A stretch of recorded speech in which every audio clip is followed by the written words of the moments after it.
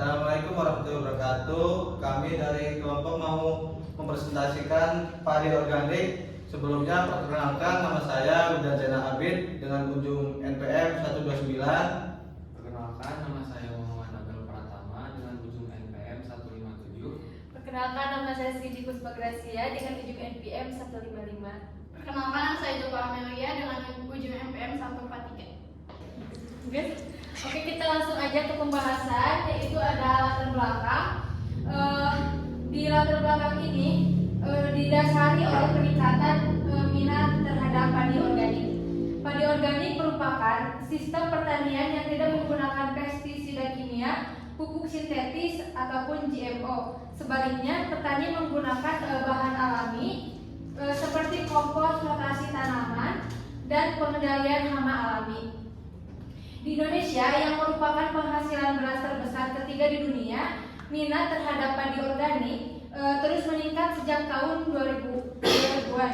Hal ini disebabkan karena masyarakat semakin sadar akan dampak negatif pada bahan kimia, kesehatan dan lingkungan. Selain itu, program pemerintah seperti Go Organik dan penerapan SNI ikut mendorong perkembangan padi organik. Hasilnya, padi organik memiliki nilai jual lebih tinggi, sekitar 20-50% lebih mahal dari beras biasa. Dapat menjaga kesuburan tanah, menurunkan emisi gas rumah kaca hingga 30%, dan mendukung ketahanan pangan yang berkelanjutan. Lanjut, untuk tujuan penelitian ada menghitung biaya produksi atau TC, menghitung total biaya variabel dan biaya tetap yang dikeluarkan oleh petani. Tujuannya adalah mengetahui berapa besar biaya yang dikeluarkan oleh petani, baik biaya tetap seperti sewa lahan atau alat, maupun biaya variabel seperti benih, pupuk, atau tenaga kerja. Yang kedua, ada menghitung pendapatan atau profit. Di sini kita ingin mengetahui seberapa besar keuntungan yang diperoleh oleh petani dengan cara menghitung selisih antara total penerimaan atau pendapatan, atau total revenue atau TR, dan total biaya atau total cost. Yang ketiga, ada menganalisis kelayakan usaha, yaitu tujuannya untuk menilai apakah usaha tani padi yang dilakukan layak atau tidak untuk dilanjutkan. RSC ratio menunjukkan efisiensi dan keuntungan relatif dari usaha tani tersebut.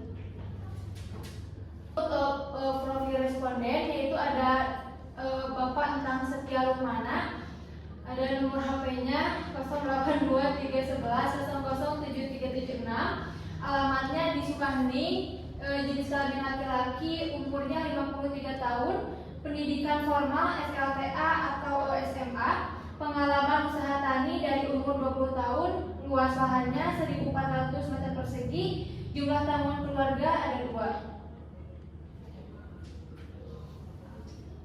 Untuk data produksi dan penerimaan atau revenue, produk total dari total luas lahan yang Bapak Entang miliki, yaitu ada 100 batak atau 1.400 meter persegi, menghasilkan total 800 kilo gabah kering panen. Kemudian dibagi dua, adanya yang dijual di tengkulak dan ada yang dijual secara online, namun dalam bentuk beras atau GKG atau gabah kering giling.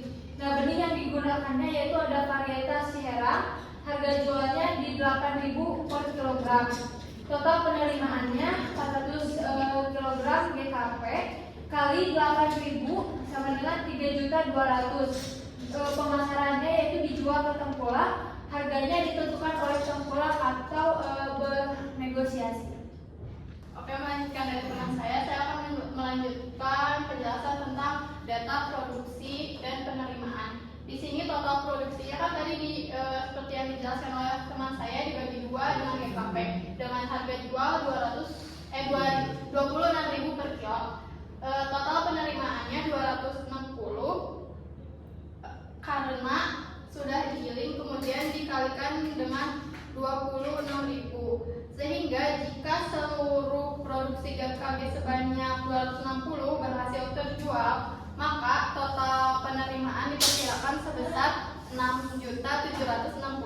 Namun angka tersebut belum mencerminkan pendapatan real karena tidak semua hasil produksi telah terjual. Nilai tersebut hanya digunakan sebagai perkiraan potensi penerimaan maksimal berdasarkan harga jual yang berlaku. Proses pemasaran dilakukan melalui online store dan harga ditentukan oleh penjual dengan mempertimbangkan biaya pengolahan hingga tahap packing.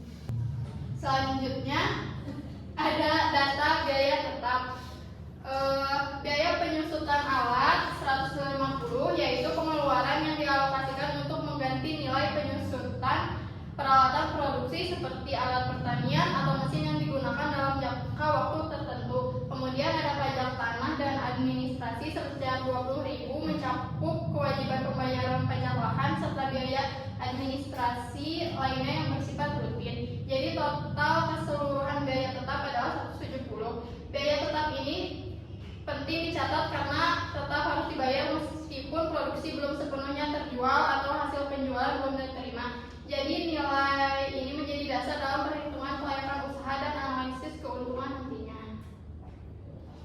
Kemudian ada rincian biaya tenaga kerja. Pada pengolahan lahan melibatkan 4 orang pekerja dengan upah 70.000 per orang sehingga totalnya 280. Penanaman juga dilakukan oleh 4 orang dengan upah 40.000 per orang, jadi totalnya 160.000. Yang terakhir ada panen melibatkan 3 orang dengan upah 50.000 per orang, totalnya 150.000. Jika dijumlahkan total keseluruhan biaya tenaga kerja adalah 590. Biaya tenaga kerja ini termasuk dalam biaya variabel karena jumlahnya dapat berubah tergantung pada jumlah pekerja dan lamanya waktu kerja. Biaya ini juga menjadi bagian penting dalam perhitungan total biaya produksi agar dapat diketahui seberapa besar pengeluaran tenaga manusia dalam setiap tahap kegiatan pertanian. Oke, kita masuk ke dalam pembahasan selanjutnya yaitu analisis biaya variabel. Nah, seperti yang sudah teman saya sebutkan tadi, bahwa biaya upah tenaga kerja itu sekitar 580. Adapun biaya variabel lainnya terdiri dari 6 komponen. Yang pertama ada benih padi, ya, yang diperlukan dalam 100 bata atau 1.400 meter persegi itu sekitar 8 kg dengan harga Rp15.000 per kilogramnya. Maka jika di total harga yang perlu dikeluarkan yaitu 120.000. Kemudian biaya komponen variabel yang kedua yaitu adalah pupuk dengan harga 250.000. Kemudian biaya komponen variabel yang ketiga adalah fungisida dengan harga 80.000. Biaya irigasi air sekitar Rp60.000. Kemudian yang kelima ada biaya transportasi dan pasca panen dengan total biaya Rp230.000. Dan kemudian yang terakhir ada upah tenaga kerja dengan total Rp590.000.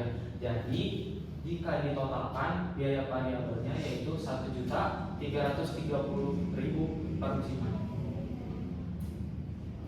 Kemudian kita masuk ke dalam perhitungan kelayakan usaha. Ya, yang pertama yaitu revenue per cost ratio atau total penerimaan per total biaya. Kita masukkan ke dalam rumus tersebut yaitu jumlah kotor yang kita dapatkan asumsinya itu sekitar 9.960.000 per total biaya 1.500.000. Maka dapat perbandingannya yaitu 6,64.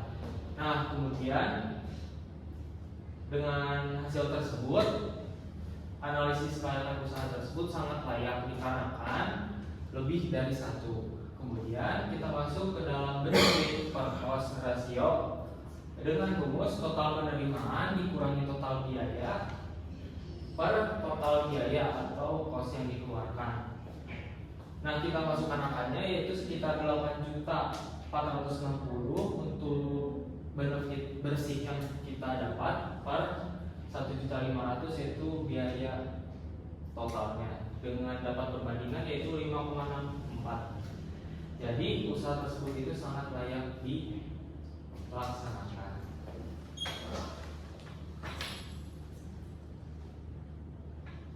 Oke, kita masuk ke dalam perhitungan kelayakan. Yang pertama ada BFP unit dalam gabah kering panen. kita masukkan ke dalam biaya rumusnya, yaitu biaya variabel per unit sekitar 1.330 dibagi 400 kg GKP atau gabah kering panen, yaitu sekitar 3.325 per kilogram dalam GKP. Kemudian yang kedua yaitu biaya variabel per unit, ada 1.330 dibagi 260 kg gabah kering giling dengan total yang didapatkan yaitu 5.115 per kilogram dalam GKG. Jadi BP unitnya yaitu biaya tetap per harga jual dikurangi biaya variabel per unit atau kilogram. Jadi total yang didapatnya yaitu 1.500 per 8.000 dikurangi 3.325 sama dengan 320,90 kg dalam GKP.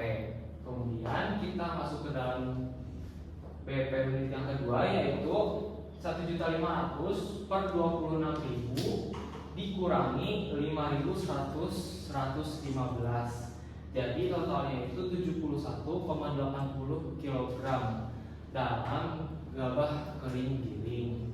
Nah, kemudian kita masuk ke dalam BEP rupiahnya, yaitu untuk yang pertama dalam GKP BEP-nya itu 320,9 dikalikan 8.000 jadi 257.200. Kemudian ada yang kedua yaitu dalam gabah kering giling 71,82 dikalikan 26.000 jadi total yang didapat sekitar 1.867.320 rupiah. Jadi apabila ditotalkan antara GKP dan GKG yaitu sekitar BP-nya itu 4.434.520 rupiah. Nah, jadi BP unit GKP dengan nilai 320 per 9 artinya usaha harus memproduksi atau menjual minimal 321 kg GKP agar menutup biaya produksi dan tidak rugi. Kemudian ada indikator yang kedua yaitu BP unit gabah kering giling sekitar 71,8. Usaha tersebut harus menghasilkan dan menjual sekitar 72 kg gabah kering giling agar mencapai titik impasnya. Nah, kemudian yang terakhir BEP total dalam rupiah sekitar 4.434.520 rupiah.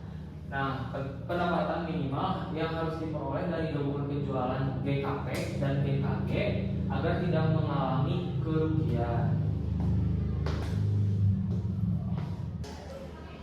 Itu rentabilitas rawa atau rentabilitas laba bersih. Ini rumusnya total aset laba bersih dibagi total aset dikali 100%. Laba bersih sama dengan penerimaan dikurangi biaya total sama dengan 9.960.000 dikurangi 1.500.000 sama dengan 8.460.000. Selanjutnya ROA 8.460.000 dibagi 1.500.000 dikali 100% sama dengan 564%. Jadi setiap 100 rupiah aset menghasilkan 560 laba rupiah. Usaha tersebut menguntungkan atau sangat efisien. Terus keuntungan fee total penerimaan atau TR dikurangi total biaya atau TC. Keuntungan sama dengan 9.960.000 dikurangi 1.500.000 sama dengan 8.460.000. Selanjutnya ada kesimpulan. RC rasio sebesar 6,64 menunjukkan bahwa setiap 1 rupiah biaya yang dikeluarkan akan menghasilkan penerimaan sebesar 6,64. Nilai RC lebih besar 1 berarti usaha ini sangat layak dan efisien untuk dijalankan. Terus yang kedua ada BC. ratio sebesar 5,64 juga menunjukkan nilai positif yang tinggi sehingga usaha tersebut sangat menguntungkan. Yang ketiga, ada titik impas atau BEP tercapai pada 320,9 kilo dengan harga jual 8.000 per kilo atau GKP dengan total Rp2.567.200. Terus 71,82 kilo dengan harga jual 26.000 per kilo atau GKG dengan total Rp1.867.320.000. Total BEP Rp4.434.520.000. Artinya jika penjualan mencapai nilai tersebut, usaha tidak mengalami kerugian. Terus yang keempat ada rentabilitas atau ROA sebesar 564%, menunjukkan bahwa setiap Rp100 aset menghasilkan Rp560 laba. Ini menandakan bahwa usaha berjalan sangat efisien dan memiliki tingkat pengembalian modal yang tinggi. Yang terakhir ada keuntungan bersih yang diperoleh mencapai Rp8.460.000, membuktikan bahwa usaha ini memberikan hasil yang sangat baik dan menjanjikan. Selanjutnya ada saran. Untuk menjaga kestabilan keuntungan, disarankan agar pelaku usaha memperhatikan pengendalian biaya, variabel dan efisiensi tenaga kerja serta bahan baku. Dan ini adalah dokumentasi. Cukup sekian dari kelompok saya. Selebihnya mohon maaf sebesar-besarnya. Assalamualaikum warahmatullahi wabarakatuh.